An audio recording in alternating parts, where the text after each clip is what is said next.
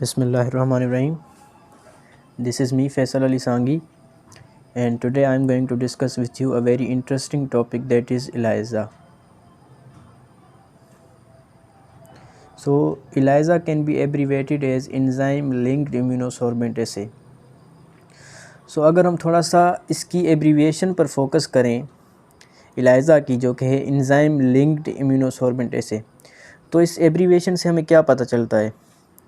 तो first name है enzyme, तो फ़ौरन हमारे माइंड में ये चीज़ आती है कि there is certain involvement of enzyme, यहाँ पर एंजाइम की कोई ना कोई इन्वॉल्वमेंट है। फिर है एंजाइम लिंक्ड इम्यूनो, इम्यूनो से हमें क्या पता चल रहा है, ये इम्यूनोलॉजी से रिलेटेड है। और फिर आता है सोर्बेंट असे, सोर्बेंट असे यानी ये कोई किसी भी किस्म की बायोलॉजिकल मॉलिक्यूलर टेस्ट है। तो अगर हम एब्रीविएशन को देखें तो हमें ये चीज़ें एब्रीविएशन से ही पता चल जाती हैं। थोड़ा बहुत इंट्रो जो ELISA का है। So now this is the outline of my presentation. In this presentation I am going to discuss with you history of ELISA, then a little bit introduction of ELISA, then procedure, then ELISA types, and in the end applications of ELISA. तो ये 5 जो headings है, ये मेरी presentation, मेरी discussion का जो topic है, इसकी जो मेन हेडिंग्स होंगी।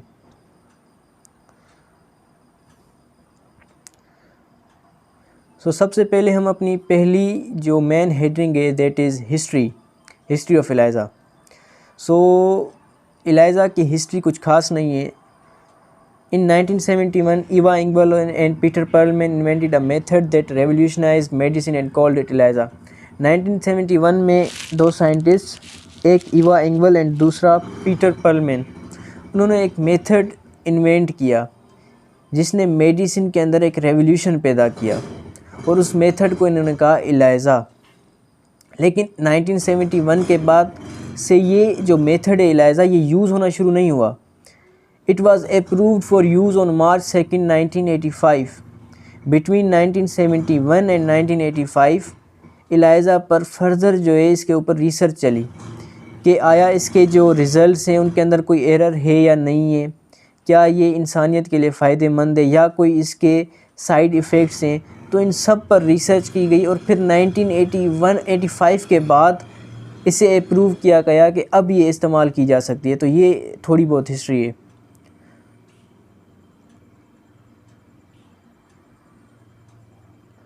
सो अब हमारी जो दूसरी हेडिंग है, that is introduction to ELISA। थोड़ा बहुत ELISA का इंट्रोडक्शन है।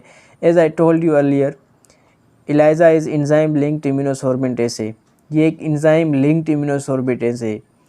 इसके अंदर हम क्या करते हैं, हम एंटीबॉडीज़ को यूज़ करते हैं एंटीजन को कैच करने के लिए, और इसके अंदर हम एंजाइम लेबल्ड एंटीबॉडी भी इस्तेमाल करते हैं to estimate the amount of antigen. तो इस पूरे प्रोसेस के अंदर जो मेन 2 कंपोनेंट्स है वो है एंटीबॉडी और एंटीजन। बाकी डिफरेंट कंपोनेंट्स हैं, लेकिन जो मेन कंपोनेंट्स हैं वो ये दोनों हैं। अब इस टर्म पे आए, the term immuno essay is a combined term of immuno यानी इम्यूनोलॉजिकल, और असे कहते हैं determination of the purity of any substance. किसी भी सब्सटेंस की प्योरिटी के बारे में जब हम मालूम करते हैं तो उसे हम एसे कहते हैं। तो ये एक एंजाइम लिंक्ड इम्यूनोसॉर्बेंट एसे है, जिसके अंदर हम क्या कर रहे हैं, प्रॉपर प्योरिटी को फाइंड कर रहे हैं, हम एंटीजन या एंटीबॉडी की अमाउंट को फाइंड कर रहे हैं। तो ये है थोड़ा बहुत ELISA का इंट्रोडक्शन।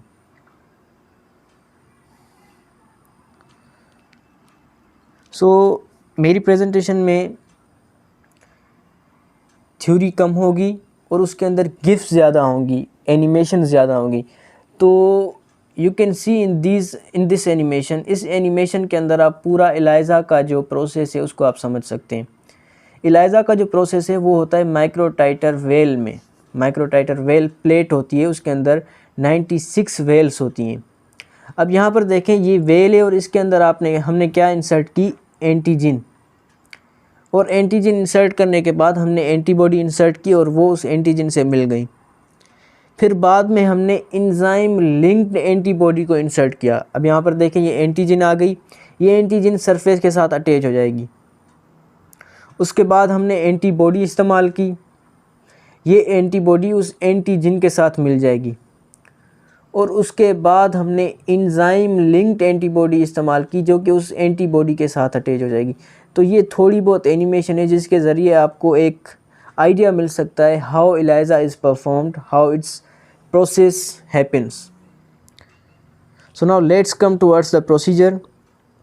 सो नाउ इस प्रोसीजर को हम ज़्यादा थ्योरेटिकल वे में नहीं समझेंगे, कुछ इमेजेस हैं, कुछ गिफ्ट्स हैं, उन पर ही हमारा ज़्यादातर फोकस होगा। So the procedure of ELISA can be summarised into 4 steps. 4 steps के अंदर ELISA के प्रोसेस को हम समराइज़ कर सकते हैं and the steps are given below.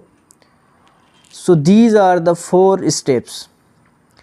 First step is antigen addition, second step is labelled antibody addition, third step is substrate addition, fourth is signal addition. तो ये 4 स्टेप्स हैं।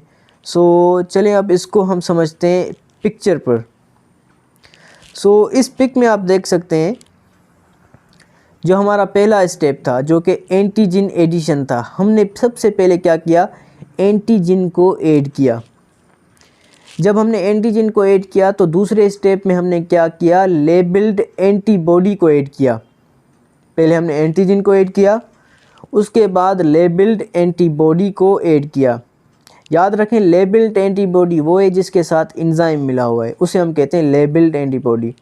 तो जैसे हमने एंटीजन ऐड की फर्स्ट स्टेप में, second step में हमने लेबल्ड एंटीबॉडी ऐड की, फिर थर्ड स्टेप में हमने सबस्ट्रेट ऐड किया। जब हमने सबस्ट्रेट ऐड किया तो वो जाएगा और मिलेगा एंजाइम के साथ। एंड इन द एंड जब सबस्ट्रेट एंजाइम के साथ मिला, तो जब सबस्ट्रेट एंजाइम के साथ मिलता है, as we know it forms product. वो सबस्ट्रेट को कन्वर्ट कर देता है प्रोडक्ट के अंदर, और जब प्रोडक्ट बन जाता है तो हमें सिग्नल मिल जाता है। जब भी ये सबस्ट्रेट एंजाइम के साथ मिलेगा तो ये एक सिग्नल प्रोड्यूस करेगा।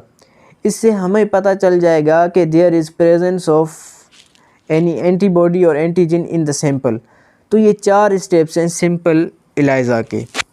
याद रखें ELISA के अंदर जो पूरे प्रोसेस के अंदर 4 कंपोनेंट्स जो हैं वो मेजर हैं, उन कंपोनेंट्स को हमें याद रखना है। एक तो इसके अंदर ऐड होगी एंटीजन, दूसरा कंपोनेंट है एंटीबॉडी, तीसरा कंपोनेंट है एंजाइम, चौथा कंपोनेंट है सबस्ट्रेट। ये 4 चीज़ें, इन 4 चीज़ों के बगैर ELISA can not be performed without these 4 components. तो ये है सिंपल सा process. So now let's move forward. So here is an animation to show you the microtiter well plate and how this process occurs. So now this is the microtiter well plate and these antigens are attached at the surface of the plate. और ये जो antigens है इस surface के साथ बिल्कुल कोई bonding नहीं बना लेती, कोई केमिकल बॉन्डिंग बना ले ऐसा कोई भी सिस्टम नहीं होता। ये जाकर यहाँ पर एड्जॉर्ब हो जाती हैं, यहाँ पर बस गिर जाती हैं। जैसे पत्ता होता है, पत्ते के ऊपर हम कतरा पानी का डाल दें तो इसको हम कहते हैं एड्जॉर्ब हो जाना। तो ये सिंपल एंटीजन है जो कि इस माइक्रोटाइटर वेल प्लेट के सरफेस के साथ अटैच हुई है। So now ELISA types. So there are different types of ELISA and all the types of ELISA have different functions. जितने भी ELISA हैं, अगर आप इनके नामों पर ही फोकस करें तो आपको थोड़ा बहुत आइडिया मिल सकता है। So the first is indirect ELISA। तो नाम पर अगर आप फोकस करें indirect ELISA तो हमें पता चलता है इसके अंदर कोई ऐसी चीज़ होगी जो कि इनडायरेक्ट वे में हो। Second one is direct ELISA। फिर अगर हम नाम पर फोकस करें तो हमें पता चल रहा है कि इसके अंदर कोई डायरेक्ट प्रोसेस होगा। Third one is sandwich ELISA। अब सैंडविच से ही हमें पता चल रहा है कि there will be the formation of a structure like sandwich की तरह कोई स्ट्रक्चर बन जाएगा। And last is competitive ELISA। अब नाम से ही हमें पता चल रहा है there will be a competition. इसके अंदर क्या होगा, कॉम्पिटिशन होगा। तो ये 4 टाइप्स हैं। तो इन 4 टाइप्स को हम समझते हैं इस पिक्चर की मदद से। सो पहली है डायरेक्ट ELISA। देखें डायरेक्ट ELISA को हम डायरेक्ट क्यों कह रहे हैं, उसकी वजह ये है कि इसके अंदर हम 2 चीज़ें इस्तेमाल कर रहे हैं, एक एंटीजन इस्तेमाल कर रहे हैं और दूसरी एंटीबॉडी। बस ये दो कंपोनेंट्स इस इलाइज़ा के अंदर यूज़ हो रहे हैं और इसे हम कह रहे हैं डायरेक्ट इलाइज़ा। तो ये सिंपल सी चीज़ें हैं, आपने बस याद रखना है कि इसके अंदर एंटीजन एंटीबॉडी यूज़ हो रही है, कौन सा प्रोसेस है जिसके अंदर एंजाइम लिंक्ड एंटीबॉडी यूज़ हो रही है। तो ये चीज़ें इसके अंदर जो है फोकस करने की चीज़ें हैं। तो दूसरा जो पार्ट है वो है इनडायरेक्ट इलाइज़ा। अब अगर हम इनडायरेक्ट इलाइज़ा के अंदर देखें तो इसके अंदर हमने एंटीजन ऐड की, जैसे हमने डायरेक्ट इलाइज़ा के अंदर ऐड की थी। फिर अगर हम इसमें देखें तो हमने इसके अंदर प्राइमरी एंटीबॉडी भी ऐड की, जैसे हमने डायरेक्ट इलाइज़ा के अंदर ऐड की थी। लेकिन फिर इसके अंदर हमने ऐड की secondary antibody, that is labelled antibody. हमने एंटीजन भी ऐड की जो कि डायरेक्ट में भी ऐड की थी, एंटीबॉडी भी ऐड की जो कि डायरेक्ट में भी ऐड की थी। थर्ड चीज़ जो हमने इनडायरेक्ट इलाइज़ा के अंदर ऐड की जो कि डायरेक्ट इलाइज़ा के अंदर नहीं थी, वो थी सेकेंडरी एंटीबॉडी। तो ये है डिफरेंट डायरेक्ट और इनडायरेक्ट इलाइज़ा के अंदर। So that is why we are calling them direct and indirect ELISA. उसके बाद आती है sandwich ELISA. As I told you earlier that there is a formation of a structure like sandwich. इसके अंदर क्या होगा, हम एंटीबॉडी इस्तेमाल करेंगे फर्स्ट, जिसे हम प्राइमरी एंटीबॉडी कह रहे हैं।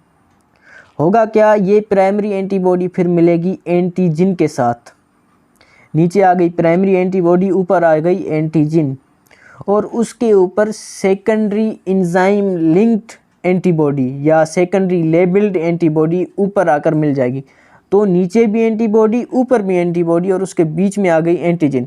So it's a structure like sandwich. जैसे हम सैंडविच होता है हमारे पास, तो उसके स्ट्रक्चर में भी क्या होता है, बीच में एक चीज़ आ गई और उसके ऊपर दो चीज़ें आ गई। तो ये sandwich like structure. In the end competitive ELISA. अब कॉम्पिटिटिव इलाइज़ा के अंदर क्या होगा, there will be competition between antibodies to attach with the antigen. दो एंटीबॉडीज़ के अंदर कंपटीशन होगा एक एंटीजन के साथ अटैच होने के लिए। तो इसके अंदर हम दो एंटीबॉडीज़ इस्तेमाल करेंगे और एंटीजन सेम होगी। तो अब हमें देखना है कि कौन सी एंटीबॉडी एंटीजन के साथ मिलती है। तो इसके अंदर क्या होगा, कंपटीशन होगा दो एंटीबॉडीज़ के अंदर। तो ये हैं चार टाइप्स जिसका मैंने आपको सुपरफिशियली थोड़ा टच दिया है।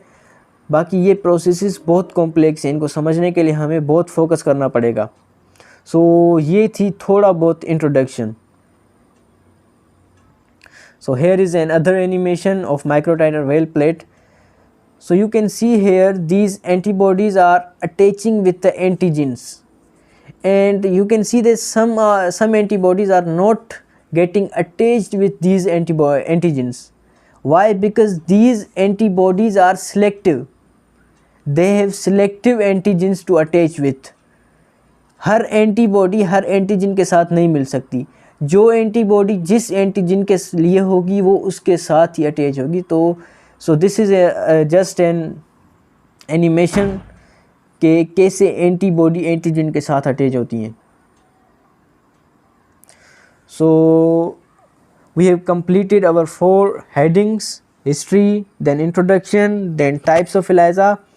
So now let's come towards the last heading, that is application of ELISA. अब हमें पता चल गया कि ELISA क्या है, इसके प्रोसेस क्या है, इसके टाइप्स क्या हैं, इसकी हिस्ट्री क्या है, लेकिन हमें ये पता होना चाहिए, we must know what are the applications of ELISA. So let's discuss the application of ELISA. The first and the foremost application of ELISA is to detect the presence of antigen and antibodies in a sample.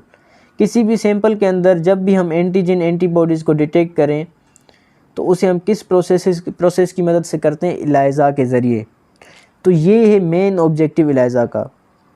इलाइज़ा के different objectives हैं. It can be used in food industry to detect any food allergen present. जितनी भी food industries हैं उनके अंदर different food products बनती हैं जो कि डिफरेंट पीपल कंज्यूम करते हैं. तो हमारे पास कुछ लोग ऐसे होते हैं जिनको डिफरेंट एलर्जीज़ होती हैं. वो एलर्जी क्यों होती है? क्योंकि फ़ूड के अंदर कुछ ऐसे पार्टिकल्स होते हैं जिन्हें हम कहते हैं एलर्जिन्स, जो कि उनके अंदर एलर्जी कोज करते हैं. तो हम क्या करते हैं, इलाइज़ा को फूड इंडस्ट्री में यूज़ करते हैं ताकि हम फूड के अंदर डिटेक्ट कर सकें कि वेदर इट कंटेन एलर्जिन्स और नॉट. तो ये भी एक मेन फंक्शन है इलाइज़ा का. Then to determine serum antibody in a virus test. किसी भी वायरस टेस्ट के अंदर सीरम एंटीबॉडी डिटेक्ट करने के लिए कि to detect whether the body is producing or the body is able to produce antibodies or not। तो virus test के अंदर भी हम इस टेक्निक को इस्तेमाल करते हैं। सो इन द एंड, जैसे कि अभी हमारे यहाँ रिसेंटली आउटब्रेक हुआ है और अभी भी चल रहा है, during a disease outbreak to evaluate the spread of disease, किसी भी आउटब्रेक के अंदर डिजीज़ कितनी हद तक मौजूद है उसको मालूम करने के लिए भी हम इलाइज़ा को यूज़ करते हैं। So the example given is during recent covid outbreak. अभी जो हमारे यहाँ कोविड-19 का आउटब्रेक हुआ उसके अंदर हमने क्या किया, रैपिड टेस्टिंग किट्स हमने प्रोड्यूस की to determine the presence of antibody in blood sample. तो ये जो इलाइज़ा का प्रोसेस है, अगर आप इसे परफॉर्म करेंगे तो आपको इतनी मुश्किल नहीं होगी, क्योंकि आपने ये चीज़ें प्रिपेयर नहीं करनी, आपको ये चीज़ें प्रिपेयर्ड फॉर्म में मिलेंगी, किट्स की फॉर्म में। उसके अंदर सारी चीज़ें मौजूद होंगी, एंजाइम्स मौजूद होंगे, सबस्ट्रेट्स मौजूद होंगे, एंटीबॉडीज़, एंटीजेंस, वो सारी चीज़ें आपको मैनिपुलेट करके एक किट की फॉर्म में मिलेंगे, ताकि आपको आपके जो काम है, आपका जो वर्क है, उसको ज़्यादा एफिशिएंट बनाया जाए। तो रिसेंट जो कोविड-19 आउटब्रेक हुआ उसके अंदर टेस्टिंग किट्स हमने बनाई। तो उस टेस्टिंग किट्स की मदद से हम क्या कर रहे थे, एट अ टाइम हम फाइंड कर रहे थे ब्लड सैंपल के अंदर एंटीबॉडीज़ की प्रेजेंस को, ताकि हमें पता चल जाए कि हु इज़ सस्पेक्टेड विथ कोविड-19 और हु इज़ नॉट। तो ये कुछ हैं applications of ELISA. So here my topic ends and I hope that you may have enjoyed the topic, and inshallah I will be waiting for your feedback. And here is the contribution. The following persons are the contributors of this presentation. Thanks a lot for listening to me.